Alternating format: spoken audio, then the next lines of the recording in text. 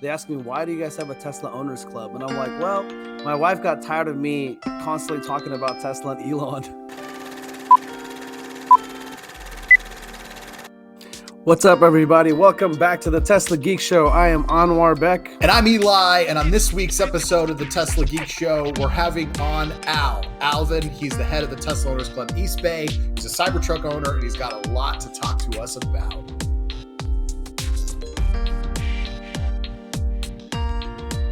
All right, before we start geeking out about the weekend you just had, Anwar Beck and the Cybertruck Rodeo, let's bring Al up to the stage to join us. Definitely. Welcome to the Tesla Geek Show, brother. Yo. Thanks for having me, guys. Dude, it's good having you on. You know, when I was picking out my shirts for today, what to wear, unfortunately, it was dirty, or I was going to come and represent with my Occupy chairs. Yeah. All right, we got to talk about the Cybertruck Rodeo. I think like everybody on the internet's been seeing the videos coming out of that, Anwar Beck. Yeah, I feel like we broke the internet with a caravan of 50 plus Cybertrucks. That was insane. It looked like a lot more, man. Those visuals, those videos that you've been posting and people have been reposting, it really did just break the internet a little bit on Sunday because people were just freaking out about just everything, man. Congratulations on that event. That looked awesome. Thanks, Tell dude. us about it, man. I mean, like, did it exceed your expectations? I mean, dude, 2 years ago or something, my friend Ton that owns this dirt track about an hour and a half outside of Austin. It's in McGregor where SpaceX actually does their engine testing. His land is like 400 acres. It actually touches SpaceX's land, but he had this wild dream of creating a racetrack out there, but it hasn't been asphalted and all that stuff yet. So even like 2 years ago, he's like, bro, when the Cybertruck comes out, you need to bring all of them and you guys could rip around and race on the dirt racetrack. So that's kind of where it started. But yeah, I was really excited that the community got into it. We had people driving in from Miami. We actually gave away a Cyber Hammer. I was going to raffle it at first, but then I was thinking, dude, I started to talk to people and people drove in from all over the nation. And so we did like, instead of a raffle, I said, hey, prove to me where you came from with your Cybertruck. And somebody came over 1,600 miles from Philadelphia. So they ended up winning a Cyber Hammer signed by Franz. But the event was a lot of fun. Yeah, dude. It was awesome, dude. I was pumped for the winner of the Cyber Hammer.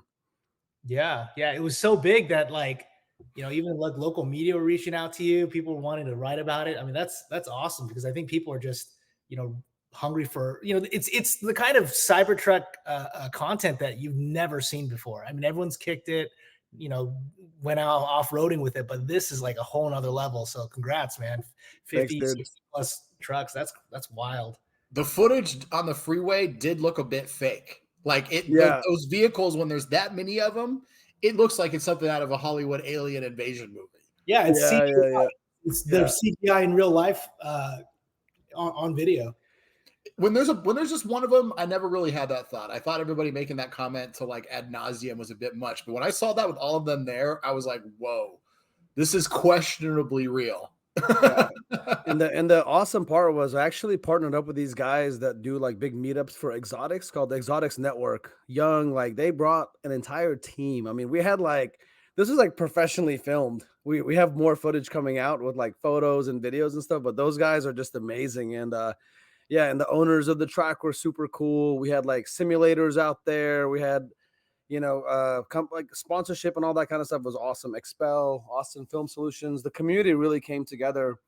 And Unplugged Performance, my buddy Avi, one of the owners, he actually flew in just for this event, dude. He like stayed I went and picked him up at the airport.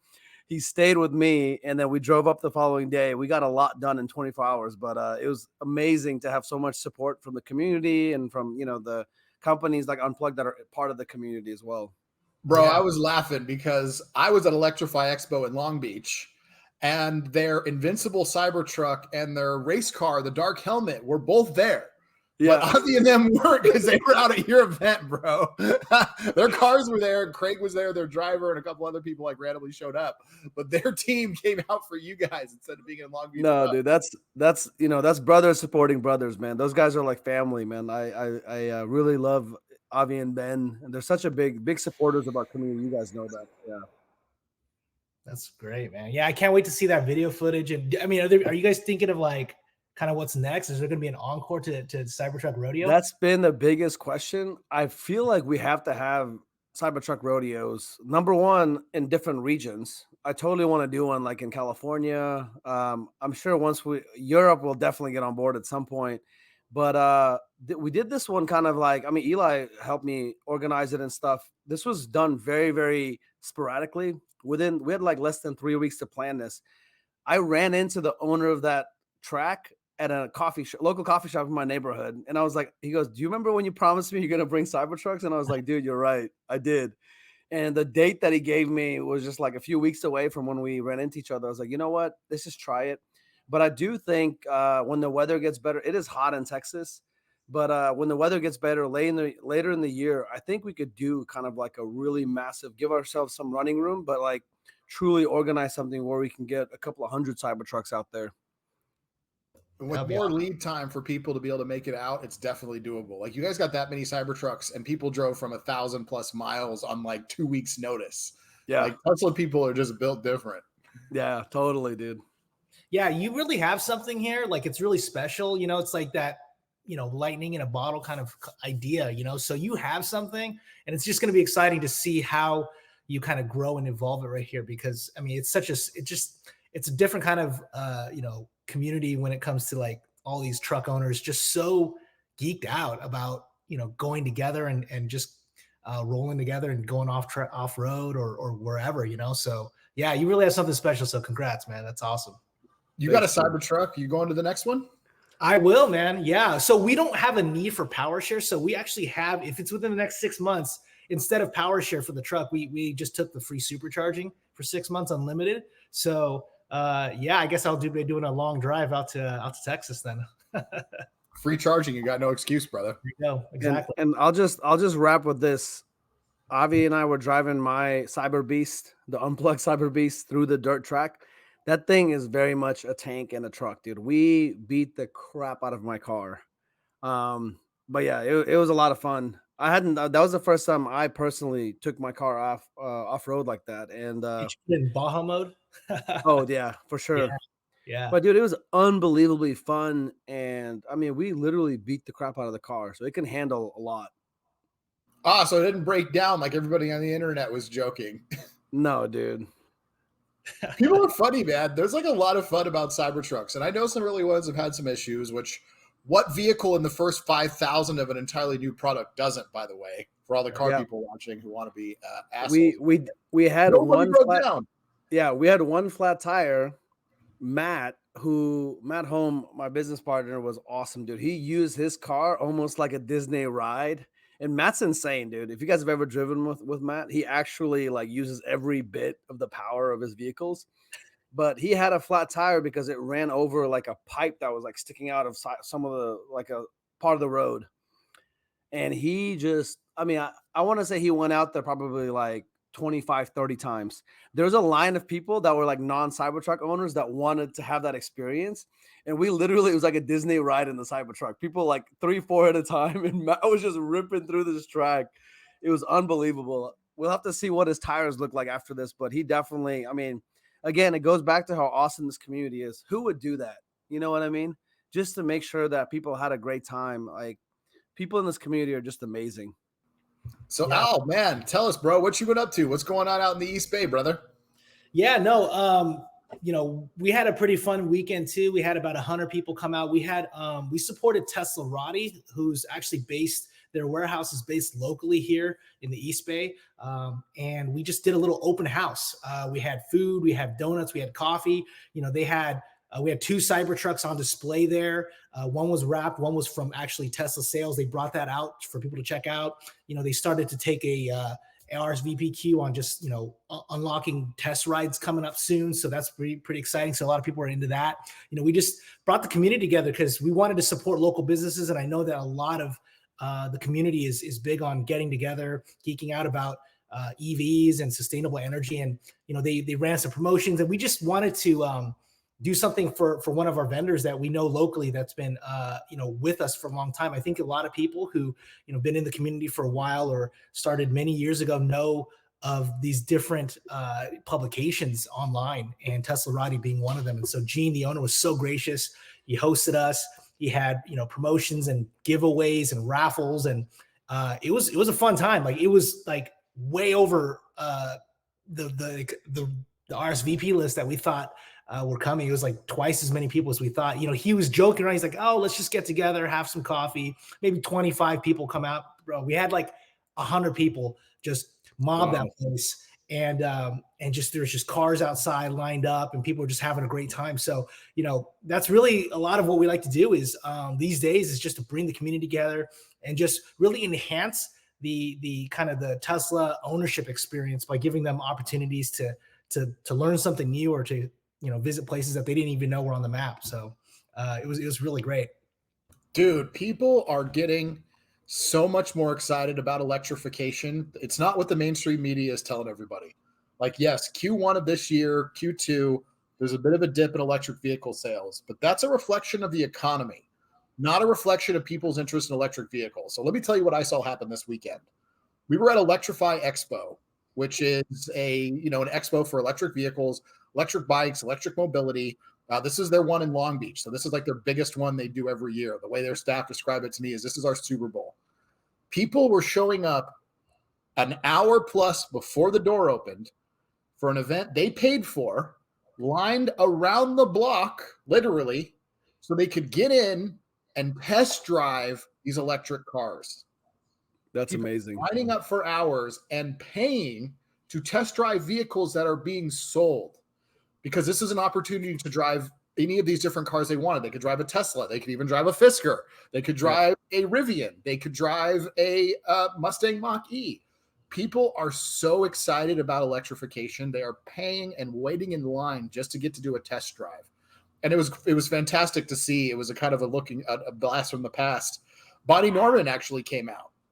And I was like, you got to see this. Like, I was like, and she's came and, looked around everything happening. And she's like, wow, 10 years ago, us Roadster owners were out here with our own little diagrams, like just us explaining to people how batteries work in electric vehicles. And now we're here, that this is just normal. Like, it just like blew her away to see like how far it's come. And it really has, man. The demand for electric vehicles is going to outpace gas faster than anyone can imagine. And by the way, these weren't like, this wasn't like wealthy people just looking to buy a $100,000 car. This was everyday people excited about getting their next car. Yeah, for sure. Yeah, no, I mean, we have an Electrify Expo that's coming later here in August. So I think we're really excited about that. We're going to be partnering with them and kind of doing a kickoff party. But I went to the one last year, and it's just such a great event, because it's really just about, opening up the mindset for people to understand that there's a lot of options out there, and electrification is real. It's tangible. It's a lifestyle choice that people can actually make, and it's doable. And it's just this really kind of entryway to it's like a gateway. They can try out all these different cars. They can try out other mobility like scooters and e-bikes and other kind of things that kids can do. It's really a great event. And you're right. I mean, I took my kid to a birthday party to a different town, and I was just laughing. I couldn't turn my head more than a few degrees without seeing an electric vehicle, predominantly Teslas, but I saw Rivians, I saw Fords, I saw everything, Polestars, and it's just, especially here, electrification's happening. It's just not, it's separated from what is being reported versus what is the reality, in a lot of these different towns. So, that's exciting, man. I heard you had a booth there too, right? I said, yeah, we had the whole Starman tent set up. Yeah, dude, it was actually, I wasn't really sure how that was going to go, right? Because this wasn't just a Tesla event. This wasn't just a SpaceX event. This is just an electric car event. And the response was really surprising, and how excited people were about it. The Tesla people knew, right? They saw Starman and Roadster, and they're like, we recognize that. There's a lot of other people coming down that were like, there's a comic book about a superhero in his car. And I'm like, would you believe if I were to tell you that this actually happened? And they're like, no. And I'm like, I'll show you the video. Same thing with the Cybertrucks. Is like, is that fake? No, it's real. So no, it was fun, man. A lot of kids came out, which was great to see. Kids are excited, man. Kids get the electric vehicle thing, and beyond just Tesla. Like, Tesla's fantastic. We love our cars, but if we're going to get the whole world to electric vehicles, Tesla cannot do it on their own. There need to be Yeah. consumer options, and now that there is, I think the ground is set perfectly for mainstream adoption. It's kind of like from a community standpoint, the last 10 years, all three of us have been involved in the community for a while. I feel like until Tesla made it, and maybe it's when they hit like $1 trillion valuation, it was like a successful company. The last 10 years, our communities were set up for two reasons. Number one, I tell people this. They ask me, why do you guys have a Tesla owners club? And I'm like, well, my wife got tired of me constantly talking about Tesla and Elon. So I needed like another outlet. So Tesla Owners Club was in the beginning that like it's like you go, it's basically cars and coffee with other people that are as nutty about electrification and Tesla and sustainability as you are, where your family is tired of you talking about it. And then second, it was a way we were in the beginning basically like fighting FUD, right? Fear, uncertainty, and doubt. All the mainstream media talking about, falsehoods about electrification, about Tesla, making things up essentially. In the beginning of you guys remember all this, dude. The cars are blowing up. I mean, it's all this like it's fake news at its best. But now I feel like it's another phase in the community, right? Like it's I don't know how to explain it, but like that phase is done now. And the community is moving into more of a mainstream, and more mainstream people are coming in and going to our events and yeah, things of that nature. So let's talk about something you said there. And I would say this is something that I think caused a really big shift overall in the community. And it was Tesla hitting that $1 trillion valuation, right? It had gone from this little company, 10 to 20 billion valuation for years. 2019, going to 2020, 2021, we had the short squeeze that happened. Tesla had a huge short interest to get it against it. They started really delivering on numbers. Model 3 started scaling, and the stock went supersonic. That thing went vertical. We saw a 1.2, I believe, peak valuation on Tesla. And, Yep. A lot of people who had been longtime supporters of Tesla were fighting the FUD, made a lot of money, got to retire. Like I know quite a few people that are Teslanaires, and they retired off their Tesla stock alone, which was incredible to see. Now, on the flip side of it, when a stock moves that quickly, it brings in a lot of vultures. It brings in content creators, and it brings people who just see the opportunity on the stock, see the opportunity on content. And I'll be honest, I straight up call them out for this, for being stock shills. And I think we've seen an evolution. This isn't happening so much in real life. These people don't show up to Tesla owners community events. A lot of them don't even own cars, but they have definitely changed the landscape on Twitter in a way that I would say has really gotten away from the community of what it was really about. Al, what's been kind of your take on all that? Yeah, no, I think, on where you kind of open it up with this is like this cycle, right? This full circle thing, because we were battling a lot of it. It was, oh, these aren't real cars. They can never go anywhere. The batteries. Then it was, autopilot is a threat to the public because, accidents happen or this or that. And a lot of them is debunked, or, we found out, the guy was playing video games and that's why the car crashed, because he wasn't doing something he was supposed to be doing. And you had people, coming to the factory here in Fremont, just attacking people. The FUD cycle went all the way around from this thing is zero bankrupt to, what Eli referenced, the company reached escape velocity, and Yep. it delivered on all the things that the company wanted to do that Elon had projected. And then it all came to fruition. And, the value of the company and the success of the brand and the movement and the mission, left the stratosphere. And, you had, that's just how human nature is. When you, are jumping onto something that's so meteoric, you're going to have people that want to jump on it and join the party.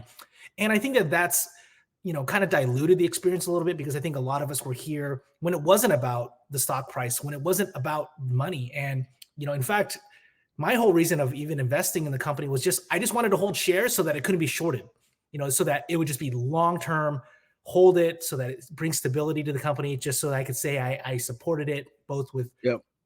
owning the product, with supporting the leadership, supporting Elon, going to the shareholder meetings. Back in the day when it was at the Computer History Museum, Yeah. back in the day it was like vote your shares was like those little library pencils and like pieces of paper to like approve the stock compensation. And it's come so far, but it is a little bit of a dilution in terms of the quality of what we're here for, what originally brought us all to the community to support this movement, this lifestyle choice that we're making to say we're going to drive these cars, we're going to use this clean energy to power our homes, to see a different way that we can move whether it's the community, the country, or the world forward. And it's beautiful in that way, because we've come back around, and now we're battling a different kind of FUD, a kind of uncertainty, a doubt about what we're here for, what Elon's here for, what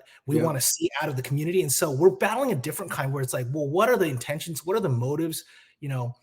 I get it. People want, to look out for themselves, and they've put their own investments in. And, I think it's unfortunate. A lot of the loudest critics, whether it's via lawsuits or just on social media, are the ones that jumped on late, and things aren't working out for them. And so, it really kind of filters out and kind of exposes a little bit of like what people are here for. And I think that it's refreshing to kind of reconnect with you guys for that reason. Is there's a lot of us who are here, and we're still here, really pushing the vision of like why we got into this in the first place. And so I think there's a beauty to that, but I think it's important to kind of speak it out and be like, hey, why are you here? Like, what's the end game with all this? And I think that for us, it's still promoting and pushing forward the vision that that there's a different way for us to consume and to power our lives and our planet. So that's really what I've seen. And I think that I really respect and admire when we really call that out for the truth, because I think that sometimes we dance around it, and I think that it's important to say, hey, what are we here for? There is this kind of a battle in the community between two sets of people. Al, like you, when I was investing in Tesla in 2012, 2013, very early days, Obama was president. Tesla was a fake company like Solyndra that the Democrats are backing just because, it's not real, basically, was what people were thinking in those days. And I was in this mindset, invest with the capital you have on the future you want. Like, I was thinking about me, my kids, my grandkids. I want to live in a world where people like Elon and Tesla, SpaceX succeed, basically. And that was my way of, that's why I was so confident. 6-7 years ago, when I left my oil and gas company, I took my 401k into an IRA, and I pretty much dumped the whole thing in Tesla. Like, that's a nutty thing to do for most people. But in my way, that was like me voting with my dollars on the future that I wanted. And now, again, it's like this full circle. The vote that's coming up about Elon's comp package, again, it's like we're voting for the future we want. Because if we vote against Elon and Elon isn't part of Tesla, I think we turn into our friend Yaman, the value analyst, had a tweet about this. We're going to just become another Rivian. I think what happened with Tesla, what's happening with SpaceX, the secret ingredient, secret sauce is Elon. A lot of it, we're voting to support Elon, I still feel like. And in the community, there are people, like you said, like the core is still there. It's like people like us. I think I would put us all in kind of a one group. But then there's another group. It's almost this like dichotomy, right? Like, it's people that, I don't know if I would say like fair weather. Maybe they got into Tesla a little bit later, the last few years, and they haven't done so well. And they're here kind of like once they saw the meteoric rise. I don't know that they're here for the same reasons that we are investing. I gotta jump in, because your comment about Yaman's tweet actually, for me, highlights exactly what's wrong with the stock piece of this community. He tried to compare that we're going to be like Rivian, as if that's a bad thing. I don't know if you guys have met Rivian community members. Bro, the Rivian community is what it was for us back in 2015, 2016, 2017. They are people excited to have an electric car and just want to connect about it. And you know what their community is not about? It is not about the stock. They don't talk about the stock. They don't talk about their Lord and Savior, the CEO. They just talk about their experiences and share great times. So, you know what, Yaman? I'd rather be like Rivian. It wasn't about the only time the stock came up was really because Tesla Q was saying that they're shorting it, that it was going to go to zero, that they're going to push it down. But other than that, it wasn't about how much it grew. It wasn't about projections of this year it's going to reach to a different level. And it's funny because when I talked about the whole full circle of things, I remember, during the Model 3 ramp, I had friends who were in finance that would literally call me. They're like, "Hey, Al, like, we know you're heavily invested in Tesla. Like, man, you got to get out. It's going to zero. We actually advise people who work at Tesla, and they're worried about it. So we're worried about you." And I was like, I'm honestly, guys, I'm fine. I'm busy. Like, I'm not worried about it. I'm really confident in knowing where this roadmap is going. And I knew it was kind of like an interesting moment because my stock brokerage, who never talks to me, who never reaches out to me, called me and left messages like, "Oh, Mr. Shen, we'd like to talk to you about, your portfolio. It seems you're a little overweight in something." I'm like, yeah. I never called them back. And it's funny, it's like they only called me twice. Once was during that Model 3 ramp period where they were, quote unquote, so very worried. And I kid you not, literally, where is it? Right here. Again. Fidelity, Walnut Creek. They called me on Friday. So I don't know. I think that maybe they're trying to like worry and shake me out because like they know that the vote is next week, Yep. But I mean, not making it up. Like, there's only 2 times that my brokerage has ever called me, during Model 3 ramp and then this summer.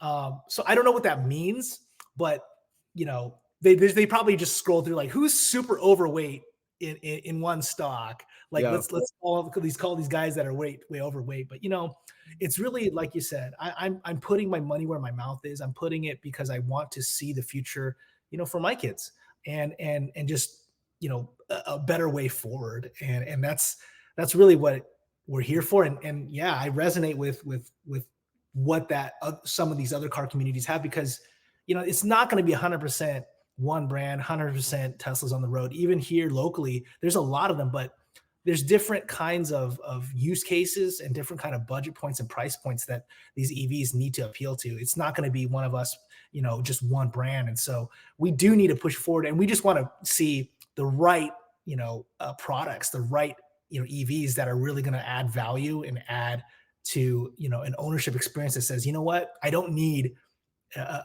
all petrol vehicles. Like, I can live a life where it's a lot greener and I can just plug in anywhere or just charge at home where it's easier, Yeah, and this has got to be a community. We talked about this last time, and Anwar Beck did especially, but like, this has got to be a community that is welcoming to all electric vehicles. Like, if people want to be, again, about part of the future, they don't need to be getting shamed or being called traitors because they didn't adopt the brand that you did. It's really that simple. Totally. Or getting the police called on them when they're at a supercharger. Yeah, just trying to charge their vehicle. Yeah, Tesla owner called the police on a Rivian owner. That's super weird. And even Elon himself would say, I mean, he's been on record with this. If somebody makes a better EV and does better than us, he hopes they win. That's a very mission-driven person. Like, I kind of have this. I don't know what you guys think. Like the tariffs we're putting on, the Chinese vehicles and all that. I don't know if that's the right decision.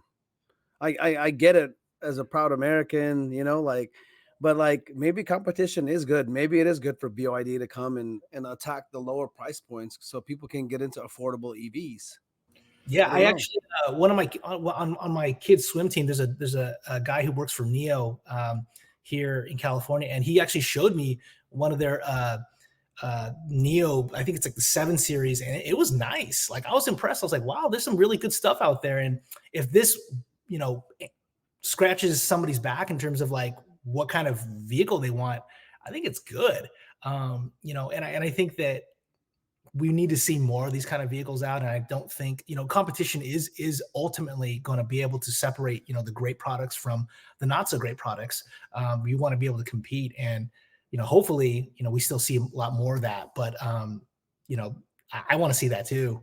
I want to see people, have those options. And it's tough though. I definitely hear conversations of, even my neighbors, they were considering an EV, but they ended up, going with a hybrid. And I'm like, man, maybe I should have, showed them a little bit more about, what else they could do. Cause they didn't have home charging at the time, but I saw this thing at Electrify Expo that made me sick. And I posted a photo about this. It was Lexus.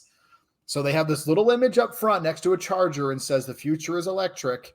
And they have this giant banner in the back that says electric as you want to be, promoting their hybrids, which is not electric. The hybrids are the worst of both worlds. I get for a little window of time until batteries got where we needed them to be, that they were a way to improve gas mileage. But buying a hybrid now is insane. You have to deal with both of the issues of a gas-powered car and the issues of an electric-powered vehicle jammed together. You have more problems, not less. And recent data has come out and shown that people who have hybrid cars, 60 to 80% of their driving, they don't even have the battery in it charged, and they're running off pure gas anyway. Yep. Hybrid cars at this point are nothing but feet dragging by big oil and the legacy auto industry. And like Anwar Beck said, if it wasn't for these tariffs being put on these Chinese automakers, GM, Ford, and every other car maker aside from Tesla would be bankrupt in 3 years. And you know what? They deserve to be. If they don't get on board with this, like I wish we weren't in this trade war, right? Because we're in a very large competition with China on who's going to be the dominant world superpower. And we've never lived in a world where the United States wasn't the dominant superpower. And I don't know about you guys. I don't want to see China be the leader of the world. They don't believe in ideals like we do of freedom of speech or freedom at all. But so it's unfortunate that it has to happen, but man, I wish it didn't, because if those cars could come in at those price points coming out of China, GM and Ford would either figure it out or die. And that's how a capitalist economy is supposed to work, by the way. Yeah, we have actually a crony capitalist system where the big boys get big enough and they get allowed to just become entrenched. GM got bailed out by the government. They should have been bankrupt a couple times now already, but we have a system that's kind of broken. Like if GM had actually gone bankrupt, do you know how many more electric automakers would have showed up to fill their shoes and how much further we'd be along in electrification? And that is shocking. It is shocking that America, like Tesla, Rivian, these are American companies, right? That are innovating, that are pushing EVs and sustainability forward. And us as a country, from a political standpoint, our politicians pretend like they don't exist. They don't say the word Elon. We don't talk about Bruno. We don't talk about Elon. He's more Biden's out there, saying Mary led shit, dude. Like it's was insane. Rivian, it's sanity. Was Rivian invited to that EV summit? Or nope. You weren't either, right? That's just the wildest thing. Tesla and Rivian were not. Because that wasn't an EV summit. That was United Auto Workers Summit. Right. Yep. It was a union summit. It was a union summit. I think my time in the EV community has really opened my eyes, because I just never really realized just all the different ways that our system of government is not playing true to the ideals of American free market society, and let the best winner win, let the best car product, let the best company really stretch its wings and compete. I mean, that's the ironic thing, is we're taught to hey, may the best winner win. But there's too much of our society where it's not that way. It's a gamed system, and it's leveraged against the best players. So hopefully and that's part of the miracle of why Tesla was able to succeed. Is literally against all odds, they broke through and said electric mobility, sustainability, an American-made product. Products that have never been done before, whether it's cars with no door handles or a center screen or falcon wing doors or stainless steel bodies of a truck. They're breaking every mold and saying, hey, the sky's the limit. We can do this, and we can make it in America, and we can be cleaner and better about it. So, that's what I think we're all rooting for. But man, hopefully, that things keep progressing this way against, what the FUD and the media paint it to be. And it's just a little speed bump on the way to just electrification, like the rest of this decade and beyond. Well, guys, thank you so much for watching, and we look forward to having you back for more of the Tesla Geek Show.